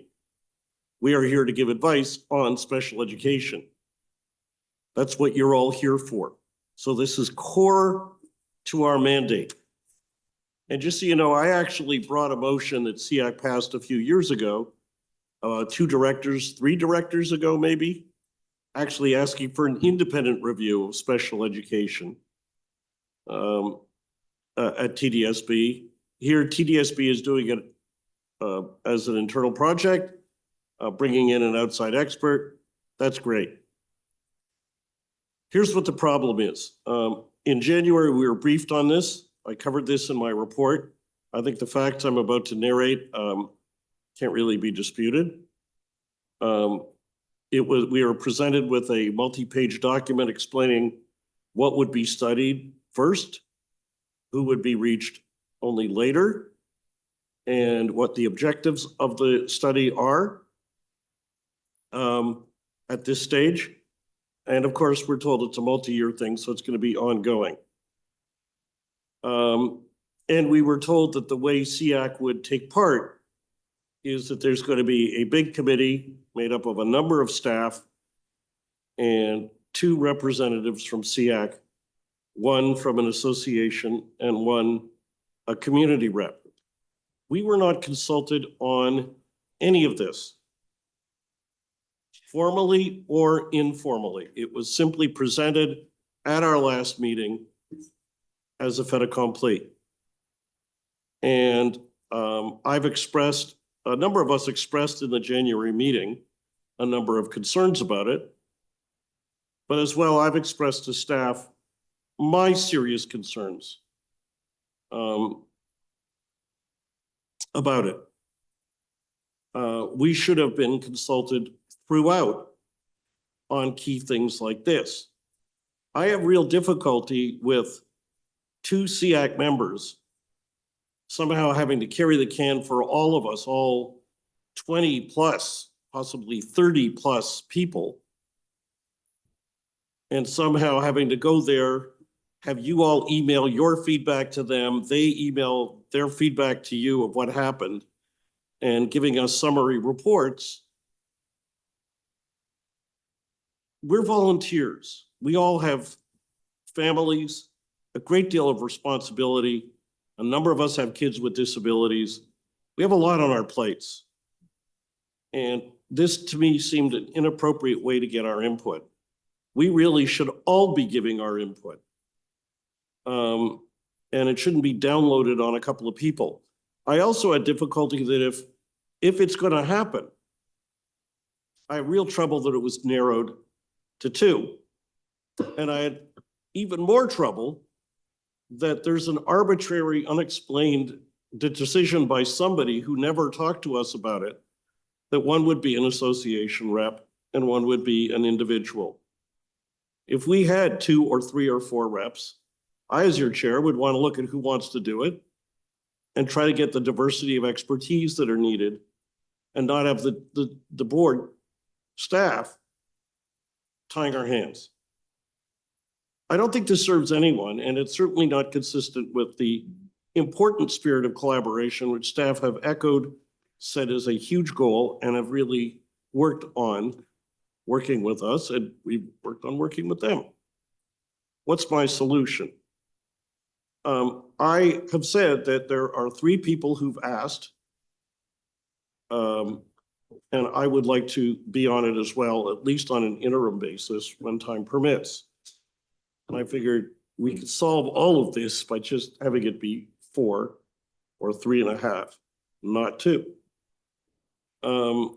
I have not received a positive response to that. I've asked staff to go back and see if they could get a change in the decision, and at least so far, I've not been told that anything changed.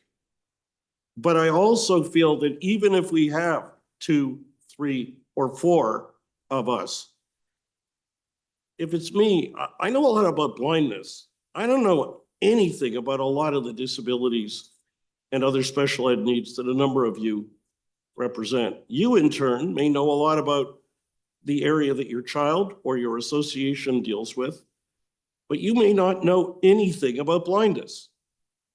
That's why we're a committee. That's why we brainstorm together. That's why we meet and go through the discussions like we've had tonight. So it seems to me that the more appropriate way to get our input is for SEAC to do its job as the Special Education Advisory Committee, not subdelegated to a couple of people with arbitrary limits on who they could be on a committee that's going to be a large group, including a lot of staff. And then expecting those volunteers to take on a whole lot of extra work, essentially back and forth between the committee and us. I would intend, what I would propose if staff, and I'm going to give staff a chance to answer, of course, but if you share my concerns as a group, I would intend to nominate the 4 people I want to nominate that I think are appropriate, the 4 who've expressed an interest. I would also intend on our agenda to ask for reports from the folks doing the review on perhaps a quarterly basis.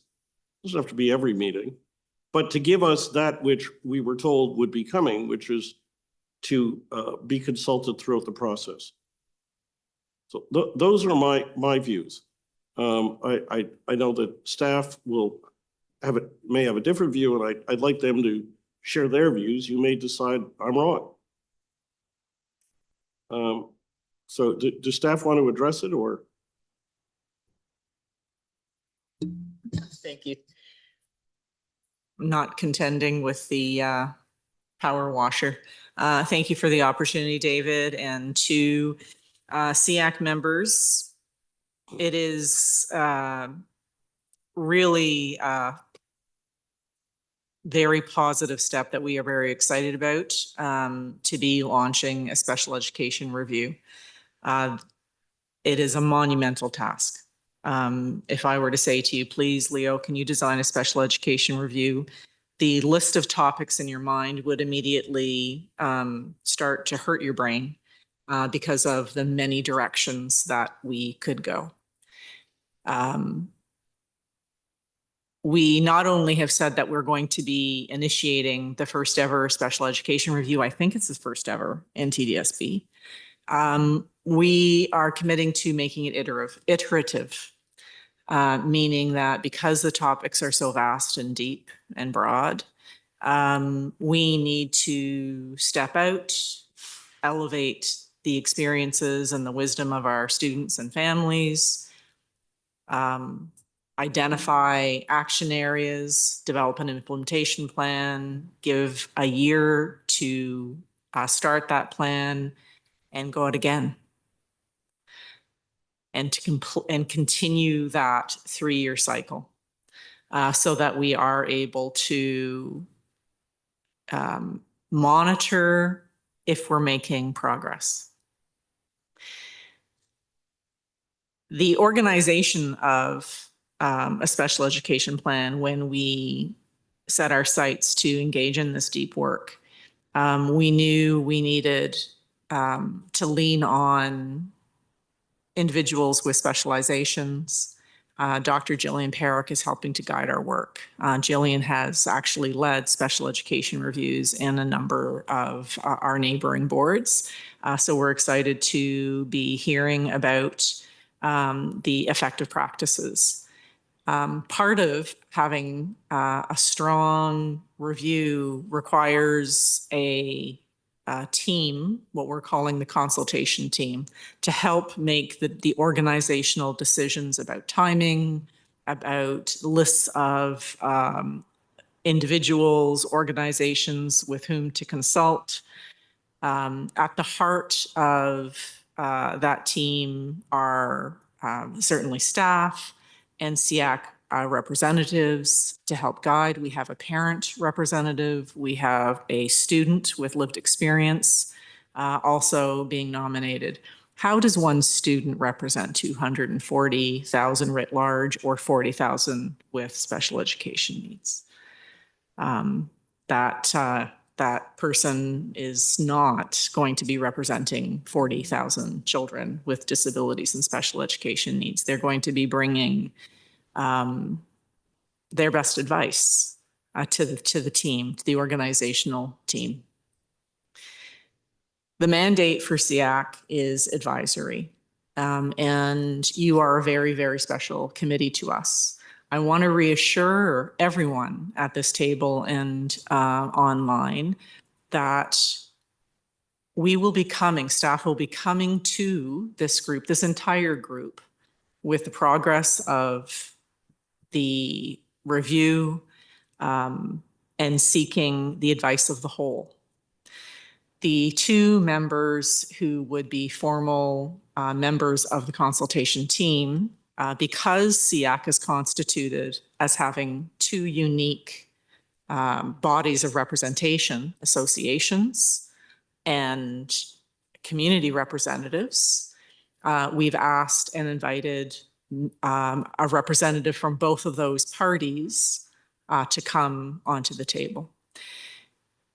We agree as staff that the committee has to be small enough to be functional and not overly large. So I think our number is 20, something like that. David asked us, can we expand the membership? Is 2 enough? 4, 6, 10?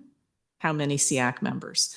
The one community rep and one association rep.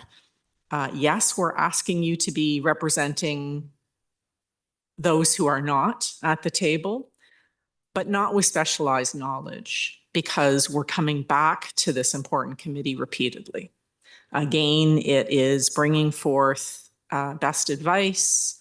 Absolutely, you can be tapping into your distribution list for communication and so on. Should there anything be posed that is a specialized question, the advice may be, I don't have knowledge about children with autism. Can we bring this back to the whole committee for further analysis and guidance? I am asking SEAC to be respectful and understand. You may disagree, and that's okay. David and I disagree on lots of things. We're still friends and care about each other, and we just agree to disagree.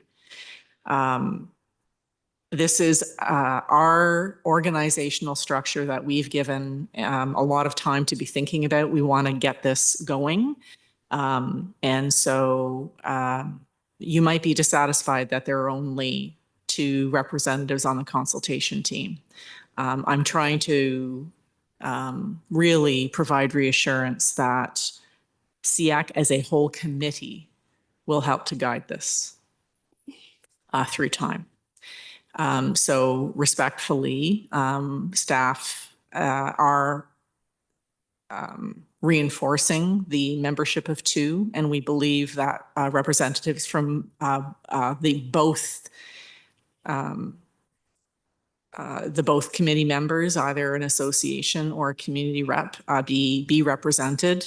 There are 8 community reps that sit on SEAC, and I think 12 associations. So we think both perspectives are really important for our work.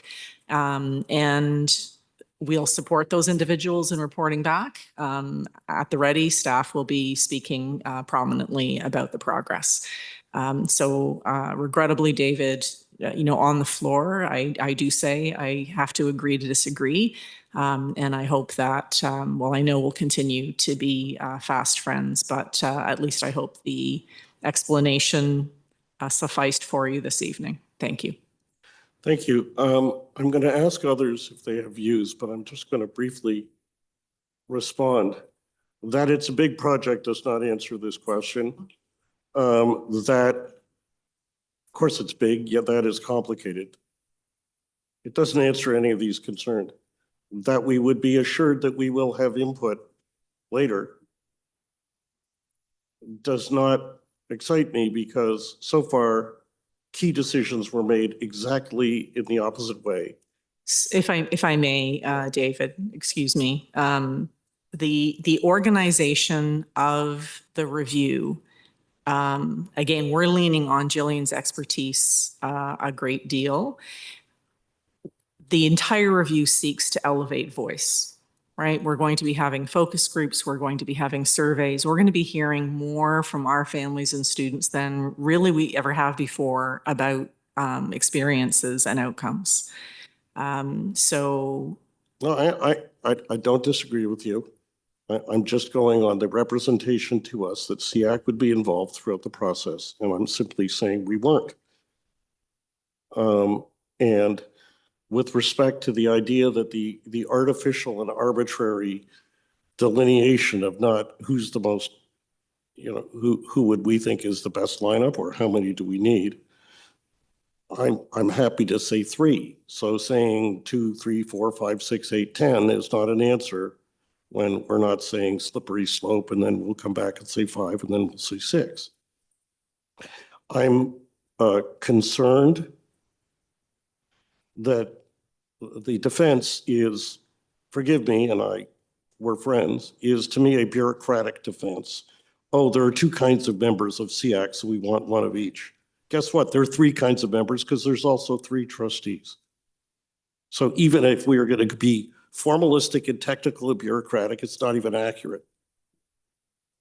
But more important, if I was looking at a division, I'd be saying, hey, what about one person with expertise in a large if I was coming to SEAC, I'd say, hey, how about one group that's large and one that's low incidence? Because low incidence disabilities tend to get swallowed up a lot of the time. That's not in this formula. And so I disagree, and I am going to ask SEAC if you share the view that and what we agree on is I'm going to be asking staff to come and report, not just to bring us up to speed, but to give us an opportunity as things are progressing to give our feedback as a group. And that I'm going to do no matter whether it's 1, 2, 3, or 4. But if SEAC shares my concern, I would propose that we pass a motion asking TDSB to allow the chair to appoint up to 4 representatives. And if staff turn it down, as they are free to do, we at least have expressed our view collectively. I'm wondering if other people could speak. If I'm the only one who cares about this, Steve, go ahead. Thank you. Just a few thoughts. One, I've known for years and have expressed this for years that the special education department, in terms of the number of people, staff at TDSB that support between 40 and 50,000 specific special ed kids, not to mention probably another 100,000 or so non-formally identified kids that are not within that program, is ridiculously small for the number of students that are involved. I've seen it for over a decade. They're just, y'all just don't have enough people to do what you want. You know, I get it. The 2 people limit, I understand. Unfortunately for me, it comes across as a systemic assumption, not necessarily from you guys, but from the board as a whole, that special education is simple. We don't need that many staff working in special ed because it's only, 20% of our population. We only need a couple of representatives to identify special ed. That is a massive mistake on the part of the largest board in this country to simplify it to that extent.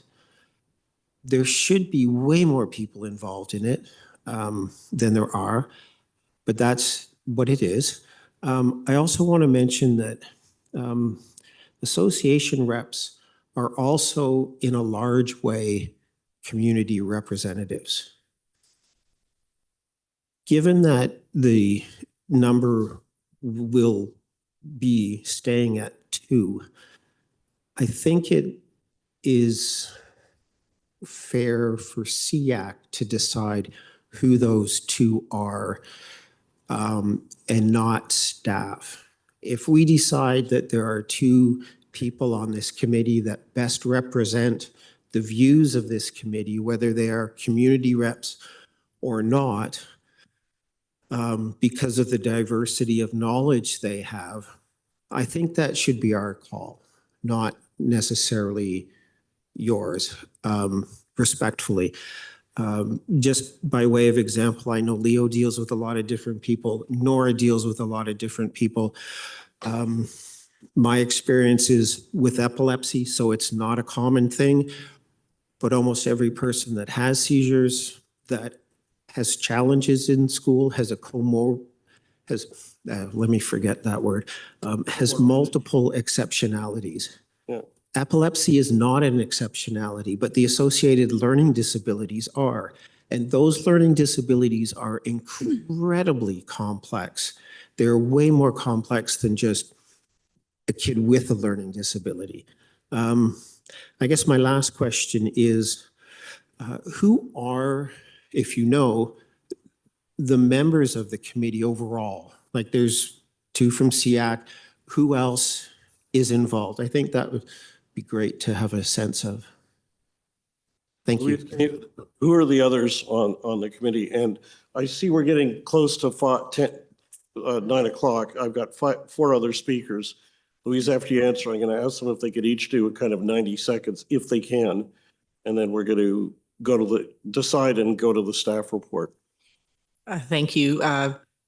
The nomination of representatives would be coming through the chair. That would be a typical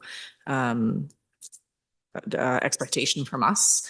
In regards to the other members, Nandy, can I ask you to go through the research department, our equity department, the Indigenous education department, the student and the parent, and of course, Nandy. I think research for sure. In regards to trustee membership, we will be reporting, as we do, to the board about progress. Thank you. All right, our 4 other speakers are? We have Richard, Nora, Naz, and Leo. If you can in 90 seconds, if not, I understand. I'll try and do it less, David. Having heard from staff and the chair of SEAC regarding the makeup of the working group, and if staff deems the need to establish a limit of the number of representatives from SEAC on the working group, instead of assigning 2 unique individuals from SEAC, I would suggest that we look at inviting 2 SEAC members to attend any given working group meeting based on the agenda that will be covered at that meeting and the subject matter expertise that those 2 individual SEAC members could provide. Okay, next is Nora. Okay, I guess this is much ado about nothing when I feel like it's one person. I feel like we're literally drawing hairs about one person. And I know I want a collaborative relationship. And I think earlier our conversation about policies and the lack of understanding through staff about our population for one person, I don't understand it. I'm just going to say that.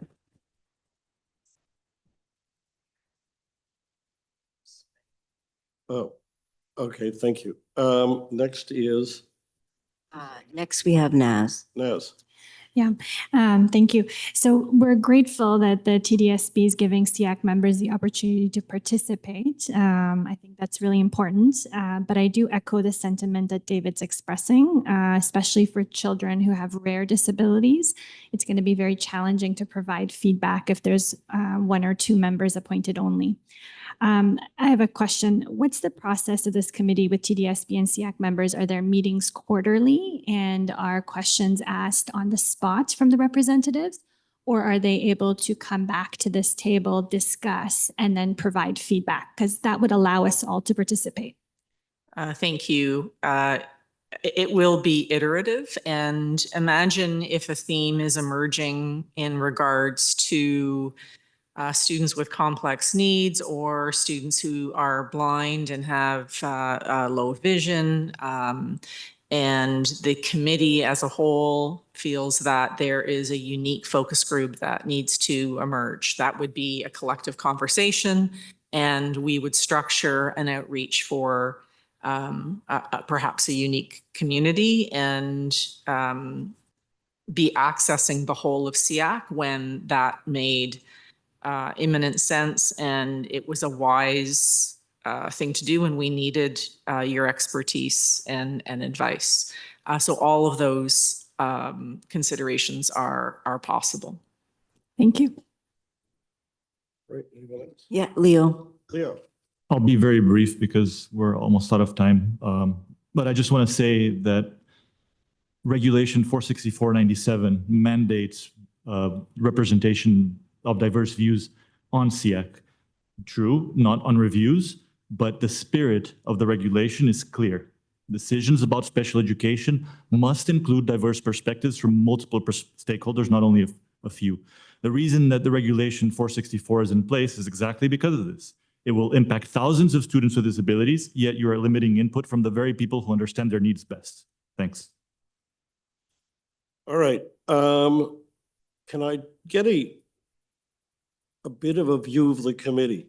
Would you like to pass a motion that says the chair should decide, or that SEAC should not be limited as to who the two representatives are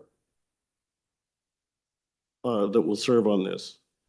And I'm content to go with your views. Hi, David. I think it was made clear that the chair can decide who those members are. Well, no, I understand that, but I have already nominated two, and because both were association members, my nomination was, I gather, rejected. They're sticking to this rule, which is not legislated anywhere. And one would think in a collaborative approach, if it's a matter that matters to us, rather than digging in, they would say, heck, can we deal with this? I'm going to talk to Clayton Latouche about this when he comes in, because I think it's emblematic. But in any event, if you want to take a position, if you don't, I'm in your hands. I have views, but I may be thinking more strongly about it than others. Could I just get maybe a show of hands if you'd like me to propose a motion that says the chair of SEAC should determine the two representatives of SEAC on this special education review without restriction. If people think that's something. I propose it, David Bronwyn. Okay. Do we have a seconder? I can second that. All right. Any discussion, or can we go to a vote? All right, all in favor?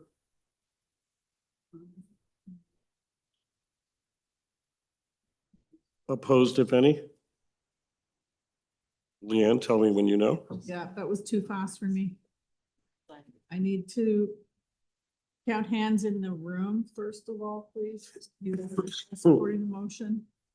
If I may, David, and I'm sorry to interrupt. Let me just get a vote, and then I'm happy to take your comment. Well, I want to make sure I've done my duty to help SEAC understand that this is an operational matter. This is in the responsibility of staff. Louise, with respect, we're in the middle of a vote. I got your point. But I'd like to complete the vote if I can. I need hands up. Yep. Okay, do we have a? 6.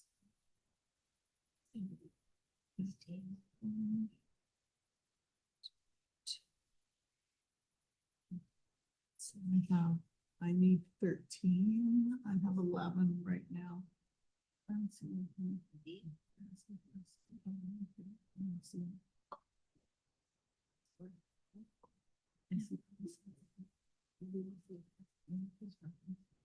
So no. How many do you need? I need 30. So we have a full complement of memberships here tonight. So I need 13 to pass. Okay, hold on. Leanne, what's the count? What is the count? The count was 12, but somebody just raised to make it 13, and 13 is the number. Okay, sorry, I Louise. see 9 online. Not everybody. Okay, so then that would pass. Okay, thank you. Louise, sorry, I interrupted you.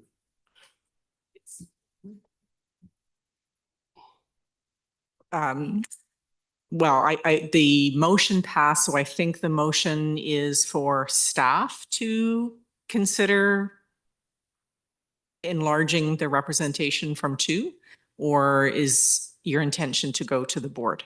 No, the motion was simply, we didn't include increasing the number, but just leaving it for us to determine who the two are without restriction.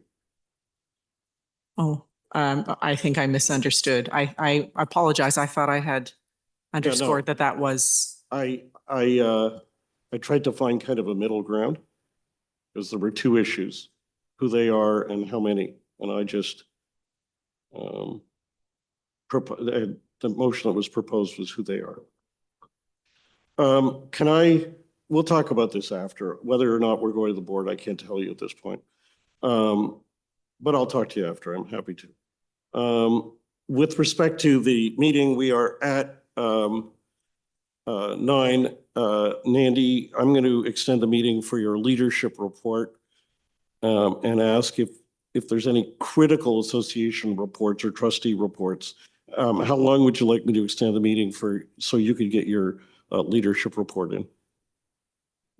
Thank you, David. The information is all in the leadership report, and I'm going to highlight 2 pieces. Every month, we put in learning sessions that are being offered, and in those learning sessions are sessions for both staff and families. So, Richard, you do get the information in the SEAC leadership report on a monthly basis. In addition, whenever we're having upcoming events, you'll see it in the leadership report as well. And this month we have 2 sessions that are being offered that we put. And we also put a synopsis on our January session there where we had some parents attend a drop-in session.